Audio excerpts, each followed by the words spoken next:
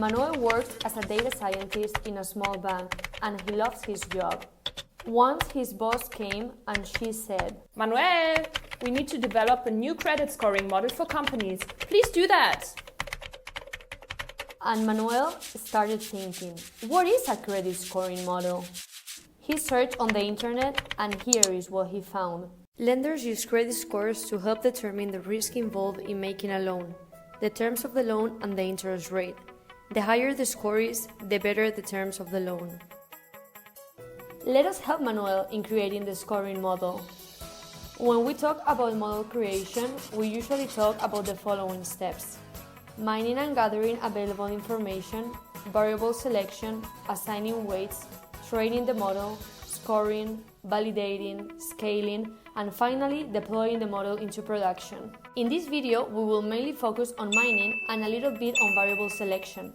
For developing a scoring model, we may use such type of data: internal variables from company systems such as sales, assets, and liabilities, variables from external providers such as credit bureaus, information, or internet providers, or proxy variables and general economic statistics that could be related to credit risk, for example, interest rates.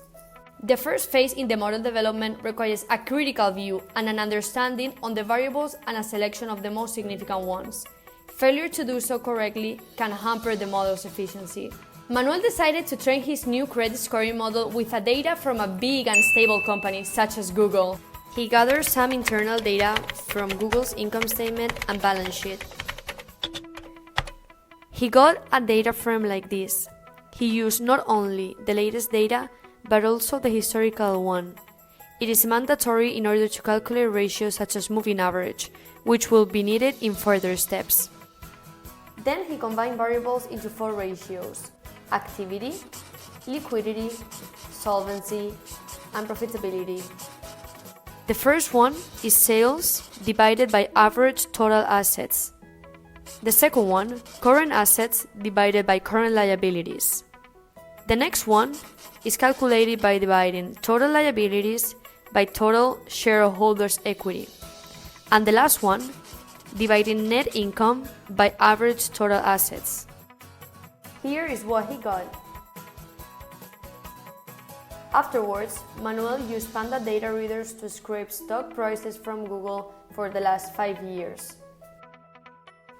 He combined them in 2 more ratios: price per share divided by earnings per share, and this ratio divided by projected annual growth in earnings per share. Next, he created moving averages that are widely spread in financial data.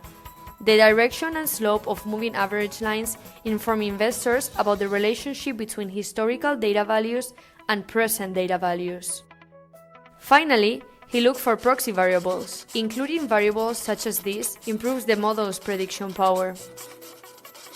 Beside Google-specific factors, which primarily relate to internal decision-making processes, exogenous factors are related to the technology industry, and the macroeconomic environment of the country has an impact on the profitability of tech companies. Now Manoel has everything he needs to proceed with his first scoring model creation. Good luck, Manoel!